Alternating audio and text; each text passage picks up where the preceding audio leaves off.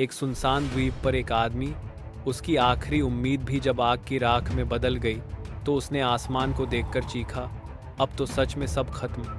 लेकिन उसे नहीं पता था वही आग उसकी सबसे बड़ी मुक्ति का रास्ता बनने वाली थी। अरुण मुंबई का एक साधारण लेकिन सपनों से भरा इंजीनियर। माँ चाहती थी कि बेटा विदेश जाकर बड़ा आदमी बने। पिता कहते थे सच्चा आदमी वही है जो हार मानकर भी खड़ा रहे। अरुण ने सोचा था 14 मई 2022 उसकी नई जिंदगी की शुरुआत होगी। वह कार्गो शिप सागर सौभाग्य पर सवार हुआ। समंदर उस दिन शांत था, उसकी मुस्कान जैसी। सब कुछ परफेक्ट लग रहा था, अच्छी तनख्वाह, चमकदार करियर और परिवार के लिए बेहतर भविष्य। लेकिन रात 2:30 पर एक धमाका, जहाज का पेट आग से फट पड़ा। लपटें और धुआं आसमान तक उठ गया।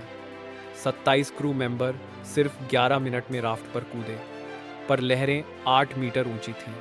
अंधेरा, चीखें, टूटते सपने, और उसी अंधेरे में अरुण का राफ्ट पलट गया। सुबह उसने आंख खोली, वह अकेला था, एक सुनसान द्वीप पर, और पास में सिर्फ एक बोतल पानी। पहले दिन उसने तट पर बालू में लिखा हेल्प। दूसरे दिन जब आसमान से विमान गुजरा, उसने पूरी ताकत से हाथ हिलाए, पर विमान बस बादलों में गुम हो गया। उसकी आंखें भर आईं, लेकिन अगले ही पल उसने खुद से कहा, जब तक सांस है हार मानना गुनाह है। उसने नारियल फोड़े, मछलियां हाथ से पकड़ी, पत्तों की झोपड़ी बनाई। रात को तारे उसके साथी बने। वह बार बार माँ के चेहरे की याद करता। अरुण, किसी भी हालत में घर लौटना। 17 दिन बीत गए। उसने रेडियो बनाने की कोशिश की, पर हाथों की खरोंचें और नाकाम कोशिशें उसके धैर्य को तोड़ रही थीं। फिर भी वह हर सुबह नए इरादे से उठता। 24वें दिन बारिश थमी। उसने सोचा, आज सिग्नल फायर बनाऊंगा। सूखी लकड़ी और प्लास्टिक बोतलों से उसने एक बड़ा ढेर बनाया। शाम होते ही आग आसमान छूने लगी। उसकी आंखों में चमक थी, अब कोई जहाज देख ही लेगा। पर अचानक समुद्री हवा बदली। आग की चिंगारियां उसकी झोपड़ी पर गिरी। सिर्फ 3 मिनट और उसका छोटा सा संसार राख हो गया। पानी का आखिरी स्टॉक, सूखी मछली, 2 नारियल, सब आग में जलकर खत्म। उसने आसमान की ओर देखा और गुस्से से चीखा, भगवान, तू भी मेरे खिलाफ क्यों मुझे जिंदा रखकर रोज रोज मरवा रहा है। उसकी आंखों से आंसू गिरे।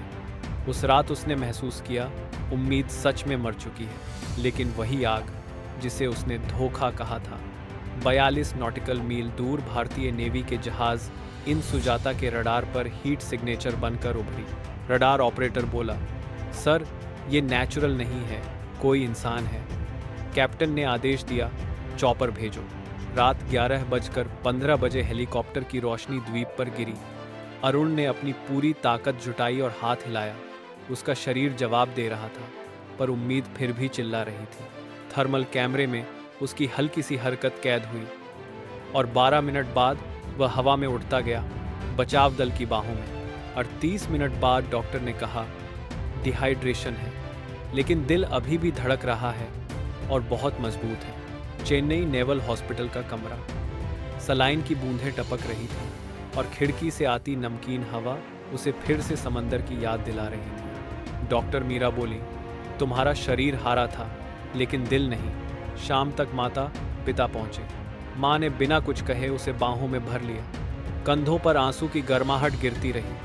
पिता ने वही वाक्य दोहराया जो बचपन से कहते आए थे, सच्चा आदमी वह नहीं जो कभी न गिरे, सच्चा वह है जो हर बार उठे और किसी और को भी उठने की वजह बने।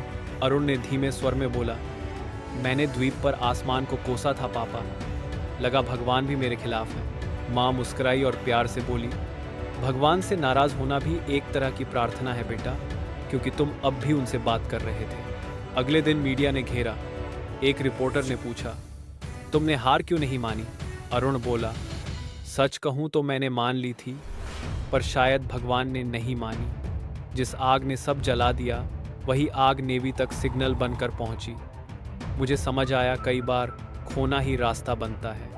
हॉस्पिटल के शांत गलियारे में रात को अरुण ने अपने फ़ोन में नोट्स टाइप किए, आइलैंड जर्नल। उसी में उसने 4 स्पष्ट सबक लिखे।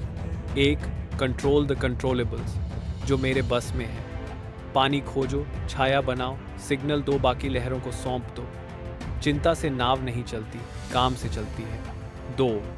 द फायर पैराडॉक्स, आग का विरोधाभास। जो चीज़ खोती दिखे उसमें छुपा संकेत भी हो सकता है। कभी कभी नुकसान की लौ दिशा की रोशनी होती है। 3. फेथ इज़ अ वर्ब, आस्था एक क्रिया है। आस्था मतलब बैठकर चमत्कार की प्रतीक्षा नहीं, हर दिन छोटे छोटे काम करना, भले ही नजर ना आए कि कोई देख रहा है। 4. पीपल सेव पीपल, लोग ही बचाते हैं। कोई रडार, कोई पायलट, कोई डॉक्टर चमत्कार अक्सर इंसानों के हाथों से आता है। अकेलेपन से सीखा समुदाय सबसे बड़ा लाइफ जैकेट है। डिस्चार्ज के बाद वह मुंबई लौटा, क्रू के परिवारों से मिला, खोए मिले सबकी खबर ली। उसने अपने बटुए में झोपड़ी से बची जली हुई पत्ती का एक छोटा टुकड़ा रख लिया, याद दिलाने के लिए कि राख भी रास्ता दिखा सकती है। कुछ हफ्तों में अरुण ने 3 ठोस आदतें शुरू की, जिन्हें वह सिग्नल फायर रूटीन कहने लगा।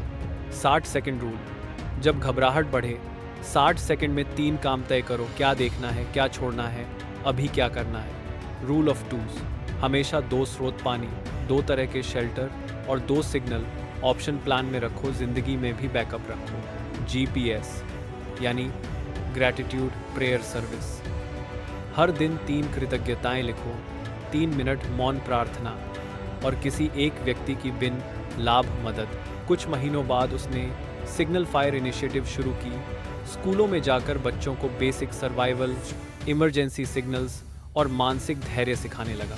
अगर कभी तुम्हें लगे कि सब छिन गया तो एक छोटा सा सिग्नल जलाओ, किसी को फ़ोन, किसी को मैसेज या बस मदद चाहिए कहना।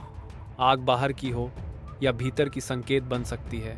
अंततः वही आग जो धोखा लगी थी उसकी ज़िंदगी का कंपास बन गई, दिशा दिखाती, दूसरों के लिए भी रोशनी जलाती। तो अगली बार जब लगे कि नौकरी चली गई, रिश्ता टूट गया या ज़िंदगी अंधेरे में डूब गई है, याद रखना, जब भगवान ने सब छीन लिया तभी चमत्कार ने दरवाज़ा खटखटाया।